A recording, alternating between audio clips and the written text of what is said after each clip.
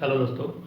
तो आज हम डाइस के कुछ उन प्रश्नों पर बात करेंगे जिसमें आपका किसी भी तरह का ना सामान्य रूल लगता है ना मानक रूल लगता है। मतलब ये जो प्रश्न होते हैं इस तरह के, इस पर आपका किसी भी तरह का कोई रूल नहीं लगता है। ठीक है, इस पर आप मानक का भी रूल नहीं लगा सकते, इस पर सामान्य का भी रूल नहीं लगा सकते, क्योंकि इसमें किसी भी तरह के नंबर सिस्टम का यूज नहीं किया जाता है। इस तरह के प्रश्नों को, जो इस तरह के डाइस दिए जाते हैं, इस तरह के प्रश्नों में खास तरह से किसी चिन्ह का या अल्फ़ाबेट का या किसी कलर का यूज किया जाता है। ठीक है, तो यूज करके इसमें उसके विपरीत, किसी के विपरीत पूछा जाता है कि इस फलक के विपरीत क्या होगा या किसी भी फलक के विपरीत क्या होगा। जैसे हमने कुछ इसमें आपको डाइस बनाया है, 6 डाइस है, 6 डाइस में अलग अलग तरह के हमने साइन का यूज किया है।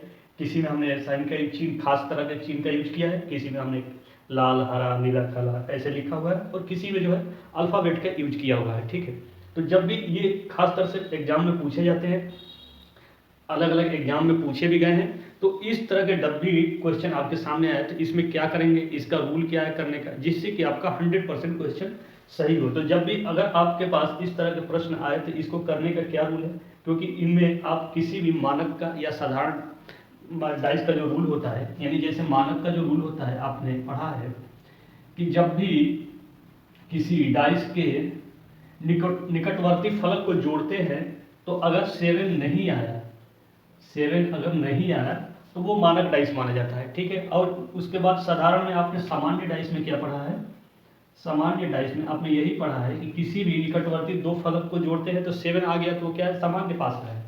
यानी अगर 7 आ गया तो सामान्य पास है, लेकिन इसमें किसी भी कंडीशन में कोई नंबर होता ही नहीं है, तो आप जोड़ के ये डिसाइड ही नहीं कर पाएंगे कि ये मानक पासा है या सिंपल पासा है। ये आपको डिसीजन नहीं ले पाएंगे कि ये कौन सा डाइस है। ठीक है, तो इस तरह के डाइस को करने के लिए एक ही रूल है, और उस रूल को फॉलो करके जितने भी इस तरह के डाइस है उसको आसानी से किया जा सकता है। ठीक है, तो ये इकलौता ऐसा डाइस है जो इस तरह के साइन, अल्फ़ाबेट और कलर और भी अलग अलग चीज़ों की यूज करके वो एक क्वेश्चन बनाता है। तो इसमें सबसे पहले आपको ये बात लागू होता है कि इसमें मानक और साधारण का रूल नहीं लगेगा। ठीक है, इस बात को हमेशा ध्यान रखिएगा।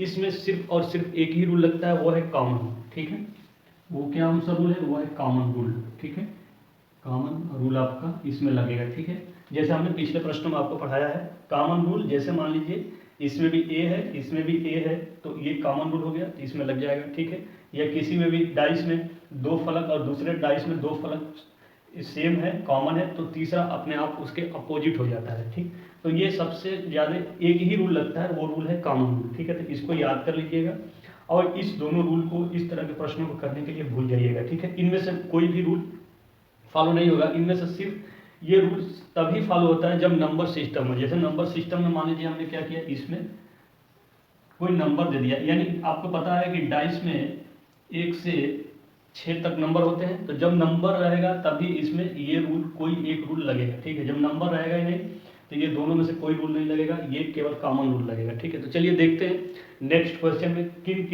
किस किस तरह के एग्जामों में कैसे, कितने हार्ड कितने सिंपल क्वेश्चन को पूछा गया है, उसको करेंगे, समझेंगे, और फिर आपको ये रूल समझ में आएगा कि इसमें ये रूल नहीं लगता है, इसमें यही रूल लगता है। तो चलिए नेक्स्ट क्वेश्चन में देखते हैं कि इस बेस पर कितने प्रश्नों को किस किस एग्जाम में पूछा गया है। ठीक है।